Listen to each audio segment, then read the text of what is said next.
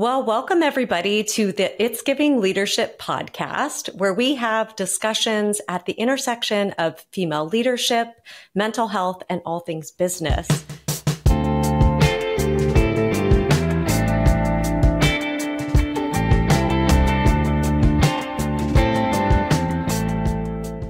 I'm Andy Hollowell, a licensed marriage and family therapist, and I'm also the Chief Growth Officer at Lightfully Behavioral Health.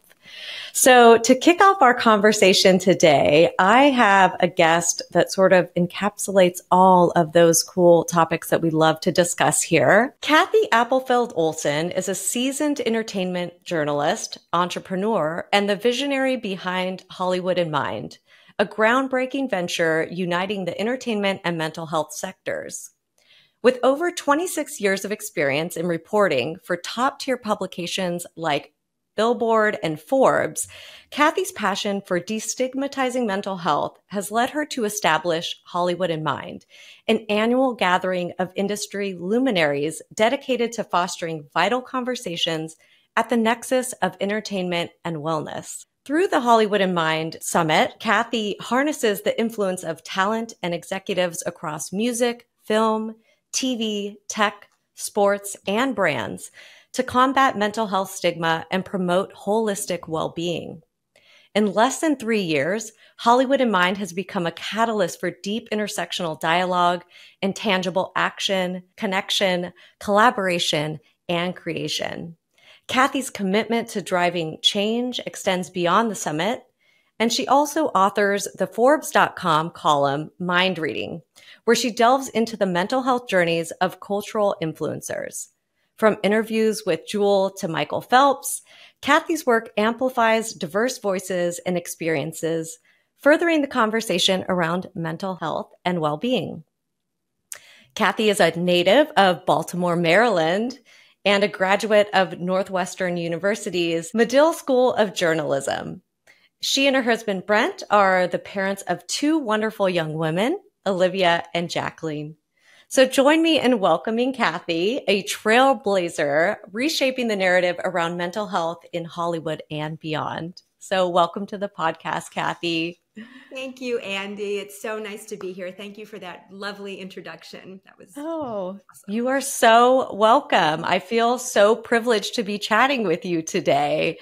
And I think where I would love to kick us off, I would love to hear just from your perspective, a little bit of your sort of growth journey in the professional sphere. You've sort of had a really wide breadth of experience in your career, and I would just love to hear kind of a brief overview of that. Sure. Yeah, it's been an interesting few years. My career journey has been a long path of kind of the same thing, and then I won't call it a pivot, more an evolution in the past 3 years to something that when I look back, I think was meant to happen all along, which I think is the case with so many of us, suddenly when we have a moment to look back. So I am a veteran entertainment industry journalist. I went to J school. I moved out to LA right after college and got my first job at the Hollywood Reporter and, really never looked back from there, doing all sorts of writing and interviewing and having the opportunity to speak with a lot of talent in that, across music and film and television on all sorts of different entertainment sectors, as well as professionals in the field. And I have been doing that for decades. Interestingly enough, I do not live in LA, I live outside of Washington, D.C. and I lived in LA for a short time. And then I lived in New York for a while, ended up kind of settling here. Our family, we've raised our children here. But all along have been doing what a lot of people are doing now post-pandemic, which is we live where we live and we hop on planes and trains and get where we need to go. So have had a very, wonderful and really fulfilling journey as an entertainment journalist. And I still do, I still enjoy that work. I would say about 5 or 6 years ago, I started to, sort of have these dots in my head that weren't quite connected around conversations that I was having with a lot of the talent, frankly, that I was speaking with almost entirely off the record at the time. Nobody was really going on the record to talk a lot about mental health at the time, combined with a lot of the conversations we were having around our own kitchen table, as I was raising our daughters and their friends and just, becoming more aware of the situation and how much the world needed more elevation of mental health, more destigmatizing. And I think, it's really a truism. There is no business like Hollywood, like show business. Hollywood has the attention and the gaze of the entire world. And, more so than the medical industry, more so than the mental health industry. And just knowing that when there's, we think about when there's a story arc in a show or a film that involves mental health, when there is a person of influence who speaks out about their journey, that's the game changer. That's when the door opens. That's when the conversations start to happen, when someone might turn to a friend or a family member. So all these things were sort of in my head. There are wonderful things happening across the entertainment industry. But what I realized was there wasn't really, I always call Hollywood Mind a big tent to bring everyone in, stakeholders from across all of these different sectors in the industry and along with mental health professionals and bring everyone together for intersectional conversation, just the chance to meet, potential collaboration. And I was thinking about it for a while, talking to some folks, I was thinking about should it sort of fall under the purview of one of the publications I work with? Does it, should I take this path or that path? And when everything started to coalesce, I just was ready to hit go. And frankly, no one was quite aligned with my vision, and no one was moving fast enough when I was ready. So I hit go a little less than 3 years ago on Hollywood Mind. The publication of the column was an amazing, catalyst for that because my email kind of started blowing up. My phone started ringing differently. And I thought, okay, we need to bring this forward into an actual venture. Yeah, like there was something there, right? Yeah. There was some sizzle. Yeah. So you mentioned that you do not live in Los Angeles. And I know from our previous conversations that you recently celebrated your 57th birthday. And I'm thinking about, those are two things that maybe are not typically equated to, launching a Hollywood fueled venture. And I also think that they suggest a mindset of not being confined by traditional expectations, though. And so I'm just curious to hear how this outlook has influenced your career trajectory, and any advice maybe that you have for anyone else who might feel just boxed in by social norms. First of all, my main advice is do not be boxed in by social norms. Do not be boxed in by false deadlines, by pathways that you think you must take to get from point A to point B. I'm a pretty out of the box person just by nature. So when I made the decision, years ago to move from LA to New York to the DC area, I knew, and I think about it then, the internet was certainly not what it is today. I'm not entirely sure how I made that all work. I think my first laptop weighed about 12 pounds and, was a weapon in my bag. But somehow I put that together. So I really had this mindset from all along because I loved what I did, but I was ready to make a physical move. And I've always just been really open to, again, hopping on a plane, hopping on a train. I've been at major award shows. Like I've been, the only thing new for me since the pandemic is more of this, is more video conferencing, is more podcasting, I've always kind of gotten where I need to go. I am certainly in Los Angeles a lot these days. Yeah, there's a potential, short-term rental in my future. I spend a lot of time there. I spend quite a bit of time in New York. And then it's always nice to come back home. I would say, I think we're learning more and more. There really aren't necessarily rules to things. And I just would encourage, everyone to really think about where your passions lie. Of course, it has to work, right? There has to be a practical model around it to some degree. But once that's established, go for it. We don't have to be confined by a physical location. We don't have to be confined. And age-wise, if you had asked me 5 years ago, I probably would have said, yeah, I think I might start a company. If you had asked me 6 or 7 years ago, my answer would have been like, absolutely not. Like, what? You know, that doesn't seem like at a Yeah. time when some people are starting to think about almost slowing down. I'm so fueled by my passion for Hollywood in Mind.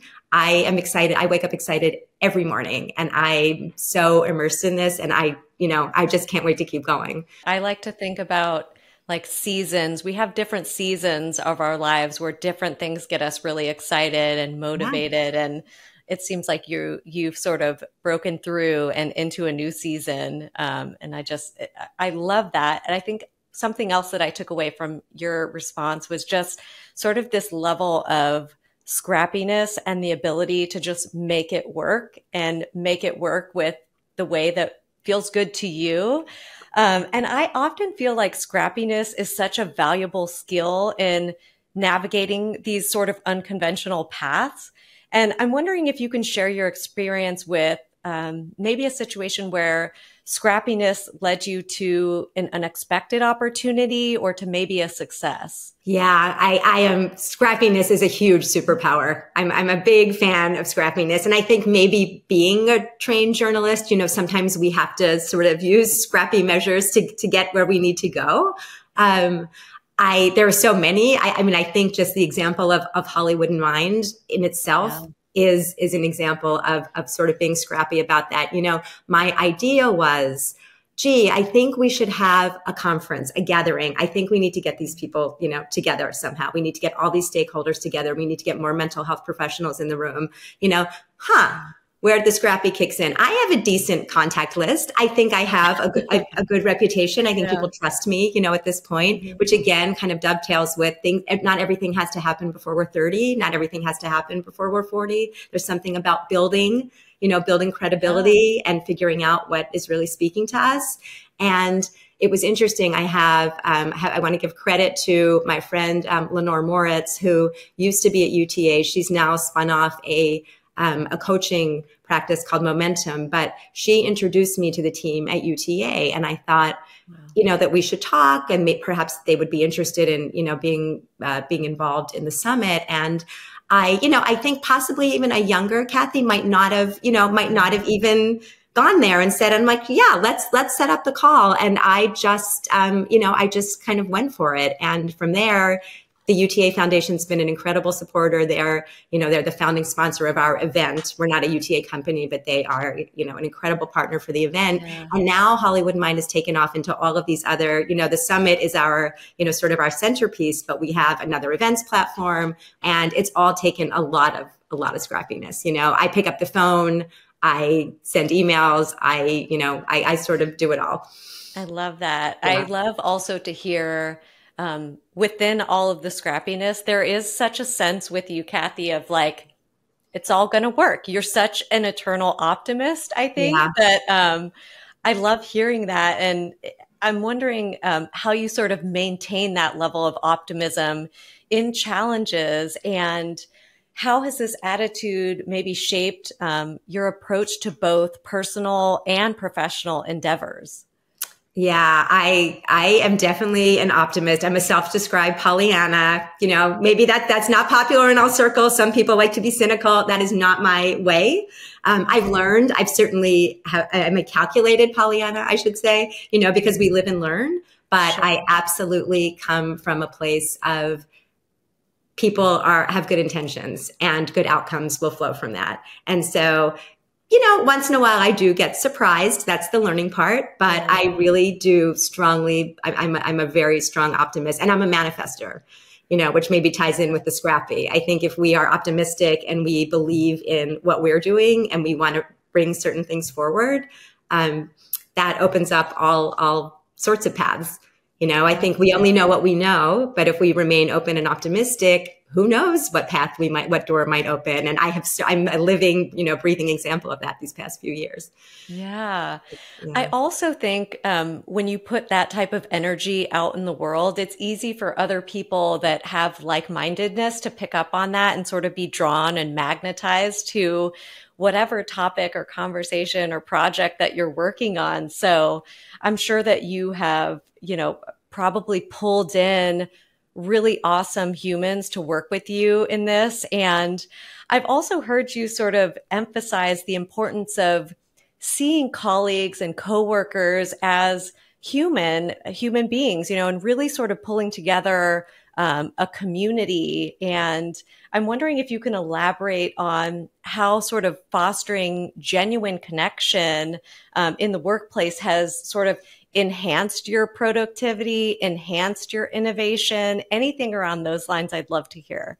Yeah, I think it's easy we're all busy. We all have deadlines. We're all working, quite a bit. And I think it's very easy to just sort of go on overdrive there. And, it's easy to just think, well, I have to call this contact, right? Like maybe we don't even think of their name. We don't think I have to call this contact for this, or I have to network for this, or I have to, do this and that. I think when we step back and realize that we're all human. I think about how we met, at the summit last year, Andy, in our relationship. Everyone has a story. Everyone has other things that they do in their life beyond their job. And, we don't have to go super far down the line with everyone that we work with on that. But I think just to come from a place of humanity is incredibly important. I think more important than ever these days, to realize people have good days, they have bad days, they have, they come with different energies. So I always try my best to come with a positive energy, an energy of openness.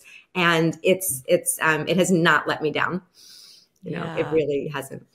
And obviously it's been very successful because you guys just put on such a quality event. And I think that you can just feel the humanity in the speakers that you bring up, the panelists that you bring up. Like, these are really authentic conversations that are happening.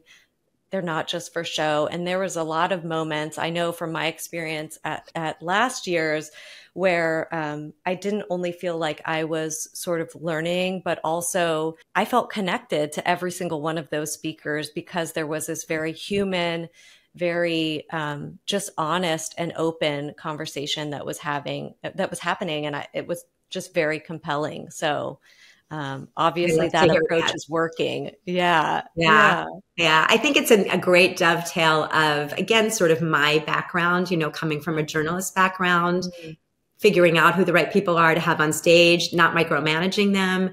I think that's why we end up, the feedback has been so incredible around, kind of what you just said. These are really different types of deep dive, authentic conversations. Yeah. Nobody has cue cards in front of them. There's no teleprompter. They're real conversations. And the summit is a beautiful place for that to happen. We have a spotlight platform that we've spun off where we focus shorter events on a specific industry, a specific topic. It could be a specific piece of work, a specific company, a specific person, where we gather people together and we had our first Grammy Week spotlight this year, which went beautifully. And back in the fall, we partnered with Bumble to do a spotlight on our crisis of loneliness.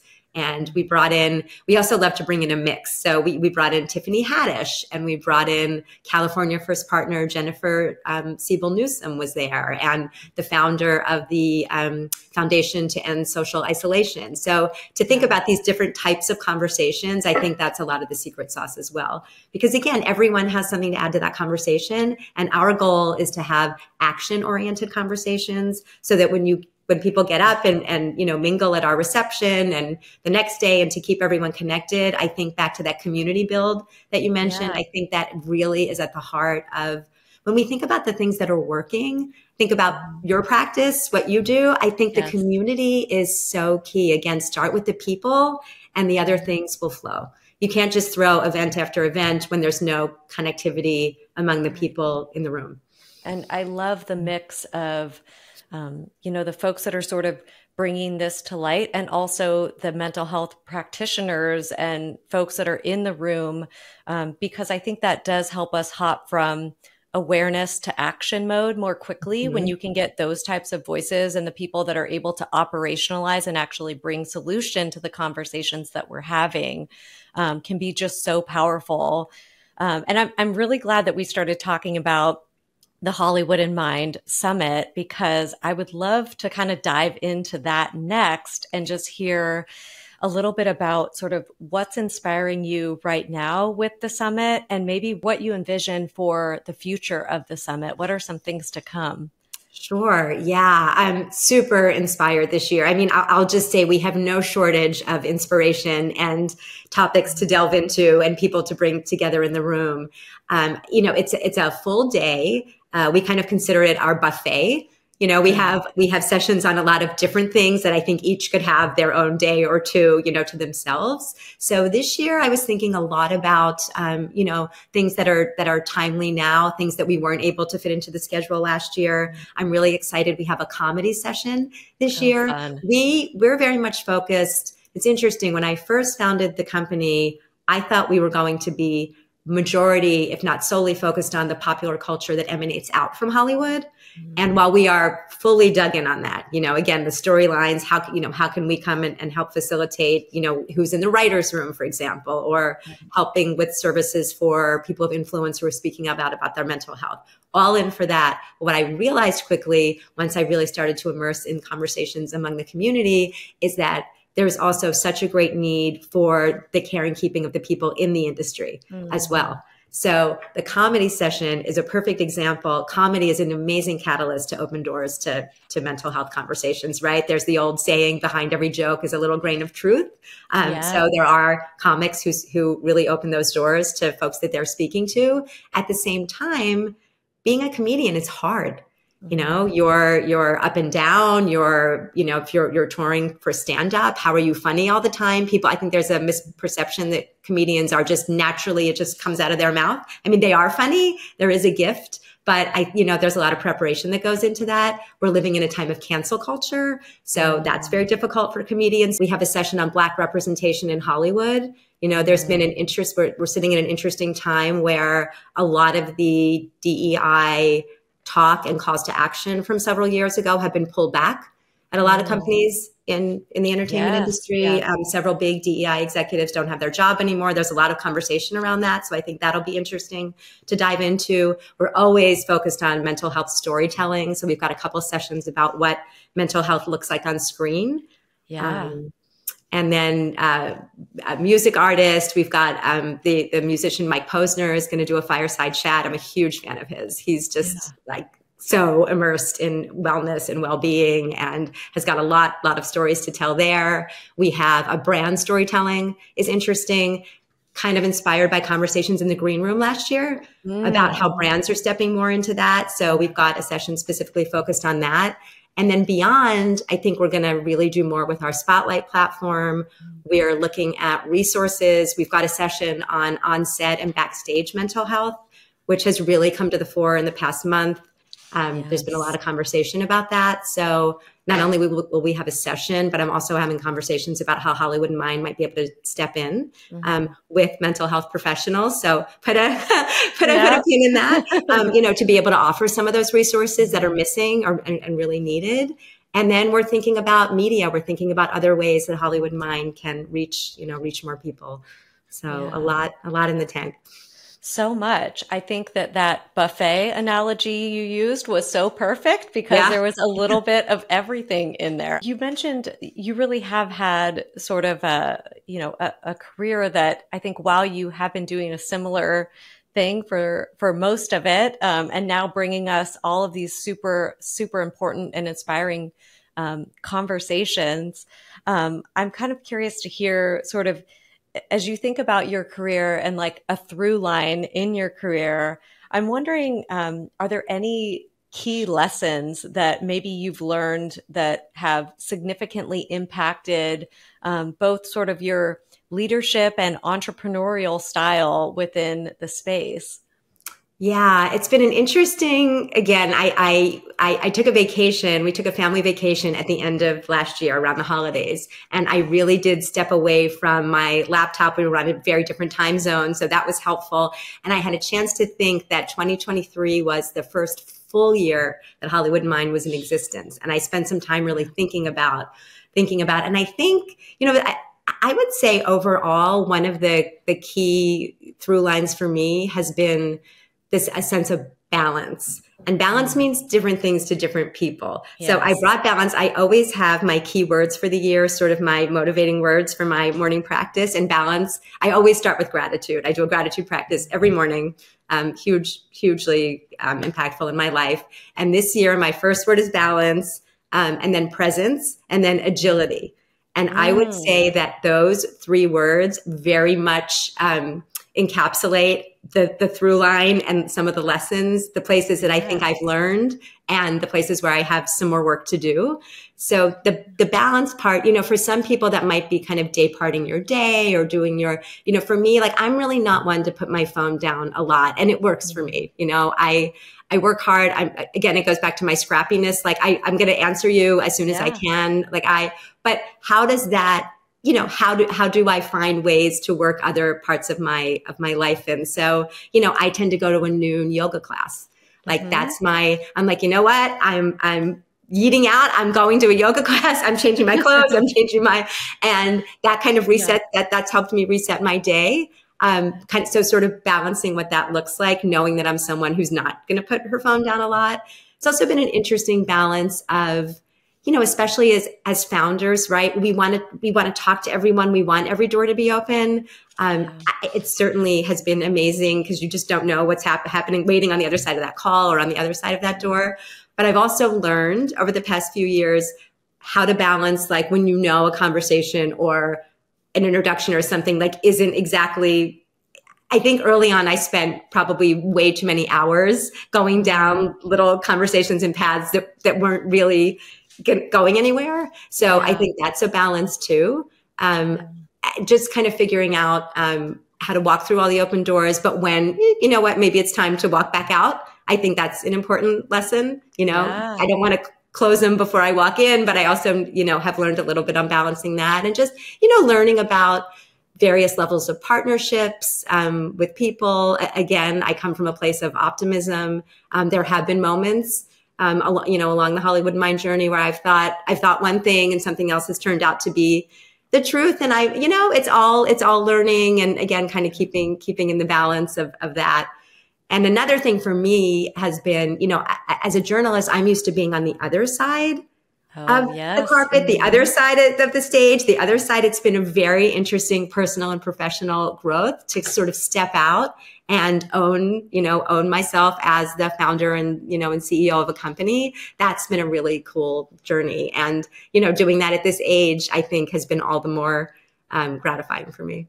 So much of what you just said resonated with me. It may be that we're sort of in the same cycle with our work at Lightfully. I mean, it was about 3 years ago, really, when all of this was just ideas on Post-it notes. And so we literally, planted the right seeds and grew this thing that is blossoming now into, something so special and so important. And I heard a couple of the things little nuggets that I pulled out from what you said that really resonated with me is just this ability to lean in and be open and to learn, and then to also be able to pivot really quickly once you learn, and that the ability to filter out, right, what's maybe not working or what's not registering, like that is a skill set in and of itself. The ability to go, hey, I can slow down in this area. I don't have to overperform in everything. If something is not working, I'm not going to force it, right? Like there are other things that I should be focused on. So yeah,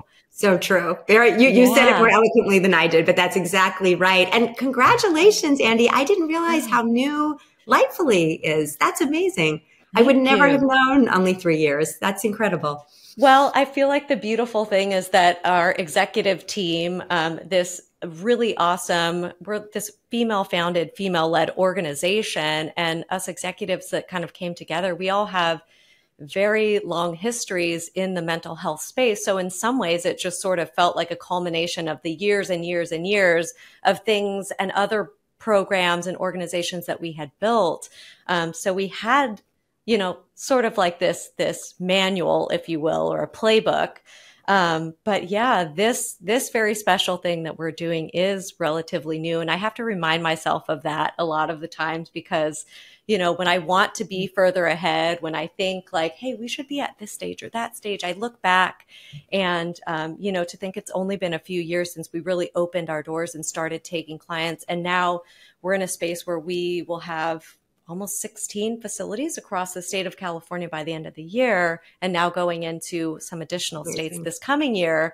I mean, it's just been such a swift ride and like this rocket ship to the moon. But, you know, I feel a lot like you. I think when you're doing the thing that you know that you should be doing, like every day I wake up excited and I get to work with the most awesome, amazing people that I know. And so, you know, it's work, but it doesn't really feel that way because I would probably be enjoying dinner with all of these people had we not had an organization together anyways. So it feels really special and important. I love it. Yeah, the passion is incredible. You know, just being led by passion is so great. And I think another parallel, you know, that we have is it sounds like if you look back and connect your dots, they were all leading here. You know, Absolutely. It's interesting. And I tell my daughters are 23 and 26, and I try to impart, you know, this wisdom on them. Like, it's okay. You know, you might be somewhere and think, well, this isn't the perfect place for me, or, you know, or maybe it does feel like that right now, but there's so much stretched out ahead of you. You know, they're my North Star for everything. And I think, you know, I just want them to know and everyone to know, you know, there's so much ahead. And there aren't these artificial boundaries and deadlines. And, you know, there's just a lot of life out there, particularly for women. You know, particularly for women. It's no surprise to me that I founded a company when my younger daughter was coming close to graduating from college. You know, it's I mean, I've worked their entire lives, which I also think was amazing. And I worked from home, you know, again, helping on planes when I needed to, but that my kids have seen me working and up till whatever o'clock, you know, on a deadline and doing that. And I think it's been incredible for them. They have such a great work ethic. And I would like to think that some of that has been literally observing me, because I was the mom who would, you know, take the kids to school, come home, work, have my interviews, do what I was doing, pop up for lunch, whip back. I'm embarrassed to say there was a time when my kids were in elementary school where I got like way too many speeding tickets in a few months. And what I realized was that when I was at elementary school, I was like super calm, mom, everything. And then I would get in my car. I'm like, okay, gotta go, running late, and like zip home. And I'm like, okay, you need to figure this out. You need to figure out your exit strategy from school a little better. Yes. I'm laughing because I am living this life, Kathy. I'm totally there with you. And I've been thinking about this a lot recently, but like just the importance of young women having examples set of women that they see and know in their own life, but also like women that are out in spaces telling their stories and, you know, talking about these things, because I think that we have a hard time becoming things that we don't see, where we can't visualize ourselves in those spaces. And so this conversation around like just women sharing their stories more. I mean, I think that men never have a holdup of doing that, or you know, just this morning I was on one of the women that I follow on LinkedIn. She was talking about how there was a big accomplishment that they had made in this organization that she had founded, and that someone had asked her to share about it. And she was worried that she would come off as too braggy by sharing about this. And I feel like, okay, braggy, first off, is probably not a word that many men have conversation. I don't think that's in their general lexicon. So, you know, why do we as women though feel so sensitive around, you know, we're going to be seen in a certain light if we share our stories, if we share our accomplishments, when really, you know, those are the things that are going to allow pathways for future generations of women to go, oh my God, I can totally do that. So it's just 1,000,000% agree with that. We had an interesting moment when my daughters were getting ready to apply to college, each of them. And we were never a family, like we didn't give, my kids didn't get a treat when they got A's on their report card. Like we didn't, you know, and I think humility, let me start with that. Humility is incredibly important. You know, I think that humility is a, you know, you cannot overvalue humility. However, especially in raising young women, we wanted to make sure when it was time, we were talking about their essays and as they were going on interviews and starting to do things. And I said, you own your story. Own your story, proudly share your story. I have no doubt there will be, there's no bragging, or you are humble humans, but you're also really wonderful, accomplished young women already. And I want you to feel good going out. It was kind of that first moment because they were stepping out on their own. And I'm like, it's important for you to own your story, and to feel good about your story, that there's a way to do that isn't braggy. And I do think women come back to that. Yeah. I don't think men think about that much at all. And I think women, we tend to stop ourselves sometimes from owning our story. And I think it's so critical to do that. But that was a real moment. That was a wake up moment for me where I thought, ooh, I hope I didn't push too far the other way, because I want them to step out into the world with confidence and feeling great about the human beings that they are, as they should. And that there's a way to do that just seamlessly without crossing any weird and usually artificial lines. Yes, absolutely. Yeah. My whole body got warmed when you were sharing that story about your daughters. Like, what an awesome message for young women to hear, Kathy. I just love that. Yeah. Own your story. It's really, everything is about storytelling. And there are ways, I think about the core of Hollywood Mind. It's all about storytelling. What we're doing right now is storytelling. There's just different ways to get stories out. And we can't, we can't have enough strong female voices. There is no ceiling on that. So yes, absolutely. Yeah. I was thinking about one other thing that you and I had talked about recently, and this resonated with me because Lightfully is obviously it's a for-profit organization. And we had this conversation around, I think somehow in the mental health space in particular, there is like this desire to, work with nonprofits, and we need to be in that space to do good. And I do think that there are definitely some positives, but also some limitations to both of those things. And I know that when we had talked about this before, we had talked about Hollywood in Mind really being like a mission-driven company. And I would just love to hear if you have any more, thoughts or any more color to sort of like the benefits and the costs of either one of those, and sort of how do they work together in unison, and how can we be more collaborative? We are an LLC. We are a mission-driven company. We are, doing good and doing well. I think it's funny, as soon as people hear company, there's the assumption that the money is flowing in, so right, that's interesting too. We'll come to that. That I thought about Hollywood Mind as a nonprofit, and I do have a lot of conversations with people who say to me, and I understand why, it seems like you're doing the work of a nonprofit. Why aren't you a nonprofit? And part of the reason that we are not a nonprofit, frankly, is that, as I said, when I was ready to hit go, I was ready to hit go. And there are different structures around nonprofits. I think that we may have a foundation in our future under our umbrella.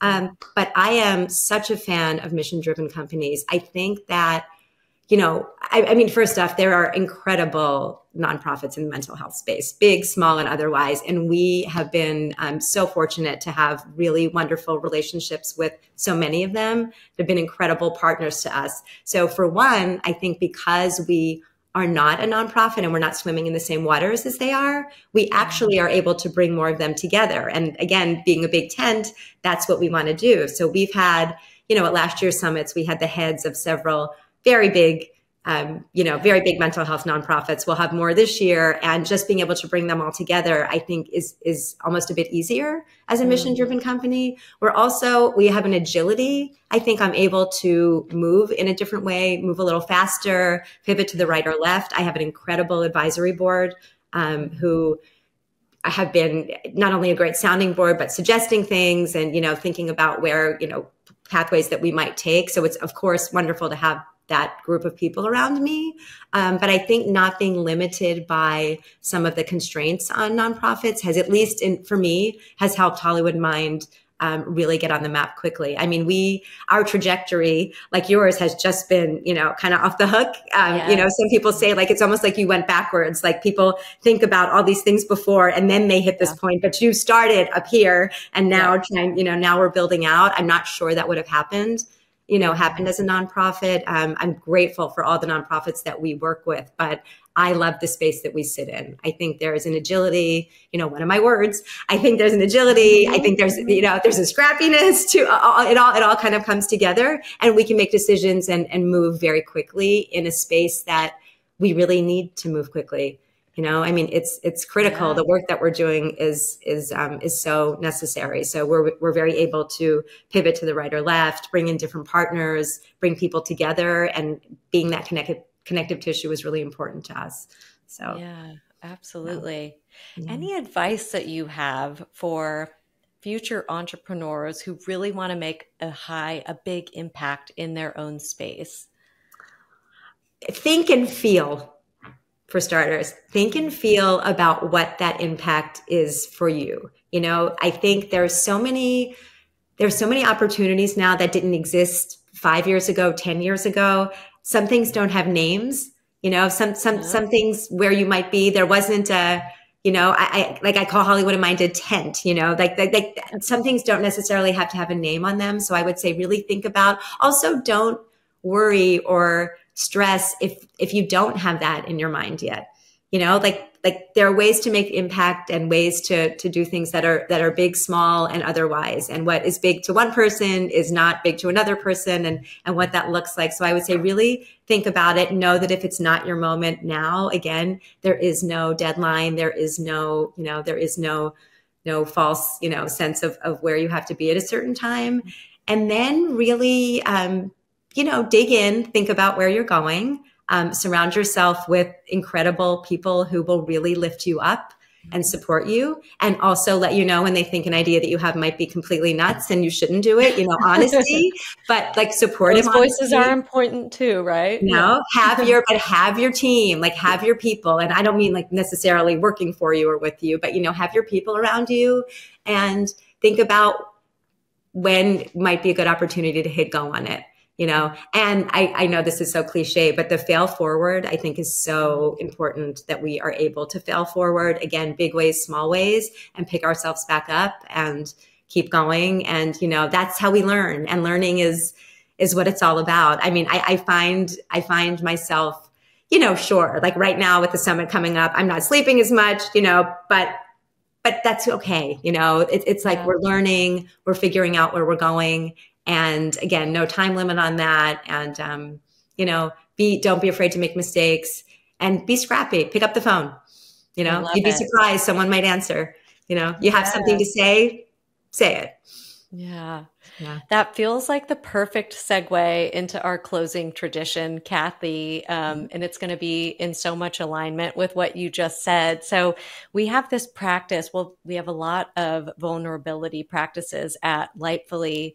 But one thing that we try to do on a monthly basis when we have our all company call, we usually have one of our leaders answer a leadership question that sort of helps us set up a space for psychological safety and just really the ability to be somewhat vulnerable, right, as a leader, and to help others to do the same. And so the question is, what is the leadership lesson that the universe keeps putting in front of you, and you keep having to answer to that learning?